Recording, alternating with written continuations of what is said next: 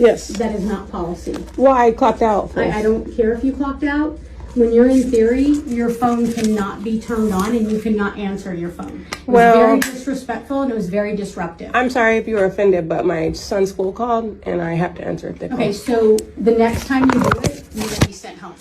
That's fine, but if my son's school call, I'm gonna answer the phone. Okay, and if your son's school calls and you take your call and it's against policy, you could be terminated. No, I can't be terminated for that. Ms. Carr, what is the problem? I have an 8-year-old. The problem is that it's not policy. Okay, well, I heard you. And okay, so I why said don't you clock out and go home? I'm not clocking out and I'm not going home. You're not telling me what Ms. you're Carr, doing. and I just literally... So I'm gonna come down. What is okay with you not following policy? I clocked out. If my son's son's in the middle of class. Ms. Carr, because I have an 8-year-old in school, So I'm about to get upset. If my son's school calls, I'm gonna answer the phone. That's just what it is, and I'm trying not to get upset because I have an 8-year-old. Okay. And I'm trying not to get upset because I have 100 students, and if every single student answered their phone when someone called, regardless of who called, it would be nothing but chaos. Okay, and I understand that, and I understand what you're saying. Hey, whether y'all like it or not, your child don't come before your job. Hey, I'm gonna say it again. Whether y'all like it or not, your job does not come before your job. I've seen plenty.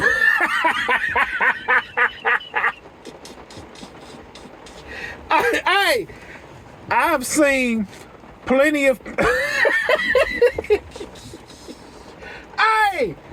I've seen plenty of parents fired. I've seen plenty.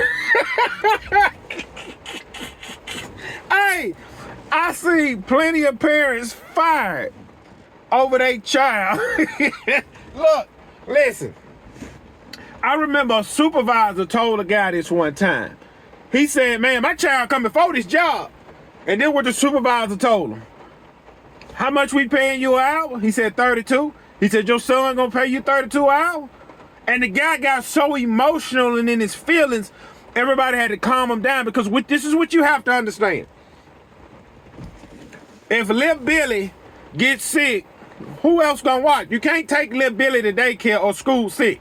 You gotta stay home with your child. When you call your job, hey, yeah, I can't come in, my child's sick. The manager or supervisor don't care that your child's sick. They don't care. They're gonna say, all right, I hope you feel better. Like, golly, man, we need somebody who ain't got no kids that can make it to work. That's what they really think of you. Now, I hate to have to use this lady's story as an example, but I need to beat this in y'all brains, man. Your job come before your child. That is the brutal, sad reality. Because if you keep missing work for your child, you and your child, look, I'm gonna explain how this works. If you keep missing work for your child, you're gonna lose your job, you're gonna lose your apartment, and you and Lil Billy gonna be living in a car. And then when somebody see that you and Lil Billy living in a car, Lil Billy is going to CPS, and somebody's gonna take Lil Billy in with a warm house, a warm meal, PlayStation 5, and you sweating trying to figure it out. Because you kept missing work for Lil Billy. So the only person loses in this situation is you. You're the only one gonna You're the only one gonna be sleeping under the bridge and sleeping in the car. And I already know I'm gonna get people saying, oh, see, that's a company man. That's an Uncle Tom. He a bootlicker. Hey, look. Hey, look. I remember I was at work one time, right? I was working overnight shift from 11 at night to 6 in the morning. We are what you call, I was a part of the cleanup crew, which means it wasn't nothing but a skeleton crew of 12 good welders. They would put us on a job where look, we'd get a job. Hey man, it's only 1 day's left of work. Put the cleanup crew on it. We knock it out. Well, I come in one day, I got an x-ray shot to where I get all your stuff. I'm gonna put you on that x-ray spot, blah, blah, blah, blah, blah, blah. 20 minutes later, I come back. Then what I said, look, I'm a word for word. This is what I said. I come back in the office. I say, hey, man, I gotta go, man. My wife called and said she gotta take my daughter to the hospital. This what the supervisor said. Hey, Tony, take Gibson's spot, because we need that finished tonight on that EQ 27 unit. That's what I said. Look, I said, man, you gonna put me in for vacation? That's what he said. He said, yeah, man. Hey, Bill, I need you to, he ain't care. He ain't care. No, look, these supervisors don't care what y'all got going on in y'all personal life. I'm just, listen. I understand your child, that's supposed to be your main priority. But your main priority is keeping a roof over your head. So you gonna let Lil Billy get you fired from a job? You gonna let Lil Billy get you fired when you can't keep a roof over your doggone head? Oh, look, Miss Carr was right. Rules is rules. You can't answer the phone. Rules is rules. Well, man, my son's school calling. Don't answer it. Don't answer it. Well, man, you can't do that. Yes, you can do that. You can. You can look at the phone. It's my son's school. If they call twice, it's an emergency. They may just be calling one time. Oh, Billy said he left his lunch money on the table. See this? You see, you didn't just about have to whoop your supervisor because little Billy left his lunch. Now you fired. Now you can answer the phone whenever you want to answer. That is what happens. Your child does not come before your job. I know a lot of y'all think it does, but it don't. Your job come first. In this world, your job come first. Out here in the real world, your family come first. But in the workforce, nothing matters but Mr. Charlie's bottom line. Hey, look. At the end of the day, Mr. Charlie is looking at the bottom line. If Mr. Charlie's bottom line isn't profitable, and you are on a production line, we're gonna go down this line and we're gonna find out which production area is lacking. Oh, that's Gibson area. Hey, Gibson, what happened? You know, man, I've really been going through it, man. You know, I caught my wife cheating, bro, and I'm kind of going through a divorce. First thing Mr. Charlie gonna holler about, well, next time pick a better woman. Hey, that production line dropping in, we docking your pay. Whose fault is that? That's Gibson's fault for his woman cheating. And listen, your job come first, man. I know y'all don't want to hear that, and I know that sounds a little harsh, but we paying you $50 an hour. I don't give a flip about your wife and child calling your phone. You're going to shut up and keep this production line going fast, smooth, and easy. I don't care about what you got going on at the house. And that's what these jobs really think of y'all. Nobody really cares about what you and your kids got going on. I just want y'all to understand that. I really want y'all to understand that.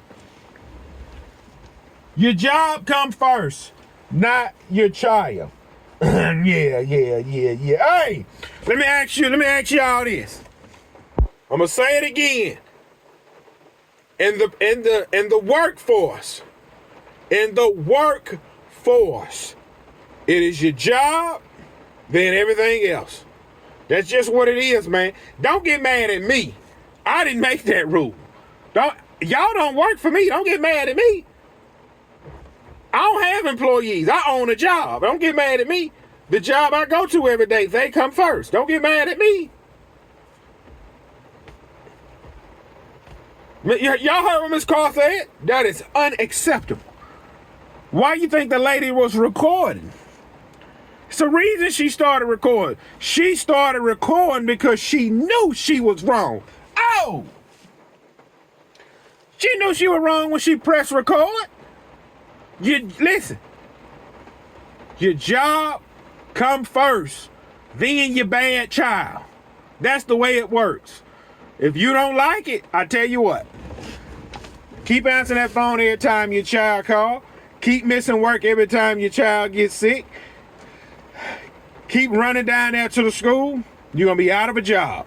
And nobody going to want to hire you because word gets around town. And every time that man child calls, he going to stop what he doing. Ounce. In the workforce world, your job comes before your health. Your job comes before your marriage. In the workforce world, Your job come before your children. Your job come before your religion. Your job come before everything. That is why I say it is crazy to work for somebody else. Now y'all see what I'm talking about? How these jobs own you? How these jobs will put rules into place where you can't, hey man, look, I don't believe in working on Sundays. We got you on the schedule to work Sunday. You gonna work Sunday. See that? Well, man, you know, my child's sick. I got to miss tomorrow. Don't come to work tomorrow at Gibson and watch what's gonna happen. That's the sad reality right there. That's the sad reality. When you get out of high school, you're putting handcuffs on and you're showing up to these people's jobs and you're controlled by a whistle. See, it's modern day slavery is what it is. Your supervisor is your overseer. That's all it is. Your supervisor is your overseer. See, how today's supervisor, I'm going to write him up. Back then, they'd be grabbing a whip and hitting your behind. See, when you got out of line back then, they grabbed a whip. You get out of line today, gonna write Gibson up. We're gonna show him. I had a supervisor tell me that. I had a supervisor tell me, you think you're a funny man. I'm gonna show you. He gave me 2 write-ups, 2 separate pieces of paper. He said, say, bro, listen in. I got you down right here for insubordination, and this one right here, I got you down for lack of production. Which one he gonna click his pen? Which one you wanna sign first? I said, I ain't signing either one of them. Get me a union steward down here. Guess what? Union steward come riding down there on his bike. How can I help? I said, look, man, I got this problem, this supervisor. This is what the union steward holler out. Every time somebody called me, they not the ones that done wrong. See, everybody was against me. I was on my own. And I understood. I said, man, I need to go work for myself, man, because these jobs, they got too much power. And then when you try to go over the overseer's head and go strictly to master, well, strictly to the general foreman, hey man, that's what I got. And I did that. I went over my supervisor head. My supervisor was what you call a foreman. I went over my foreman head and went to the general foreman. Went in there, hey man, I need to talk to you about, man, how the foreman treat me. He said, what's your name? That's what he did. He said he was on the computer. He said, what's your name? I said, Gibson. Oh, Gibson, you the one. You the one that he always telling me about. That's not listening. It's doing what they want to do. Not getting enough production. The buck stopped right. This true story. The buck stops right here, Gibson. I'm going to always take my foreman side over yours. And if you think you're going to go over my head, I'm going to make it hard out here for you. That's true story. That's when I made up in my mind, I'm done working for these idiotic fools. Oh, but the tables turned. Those 2 guys got fired. Yeah, those 2 guys got fired. Yeah. The what you call them?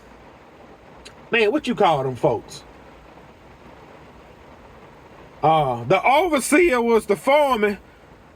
They fired his behind. And master, that was the general foreman, they fired him too. When I got word they fired both of them, I took my wife, we sat down and ate a steak dinner. I celebrated. I'm happy it happened to him. I'm happy. That's what happened on the job. You have no control on the job. Yeah. Hey, listen. For all you people that's in the fast food industry, when the district manager show up, you shut your mouth, tuck your shirt in, and put a smile on your face. For everybody that's in construction, when the superintendent show up, shut your mouth, look busy, yes sir, and no sir. That's how it works. When the policeman pull you over, it's yes sir and no sir. That's it. That's called authority that you have to answer to on a job. When you're working for yourself, you make the rules. But hey, if you don't want to make the rules, go on to work. And you better not answer that phone when your son calls. You better not answer that phone when your wife calls. Shut your mouth, do your job. I stand with Miss Carr. Do not answer that phone when you're on my time. Well, man, I clocked out. If you clock out, you walk out the building and take the phone call. That's the sad reality in the workforce world. In the real world, I stand with the other lady. Flip Miss Carr. Yeah, that's why I don't work a job. Flip these folks.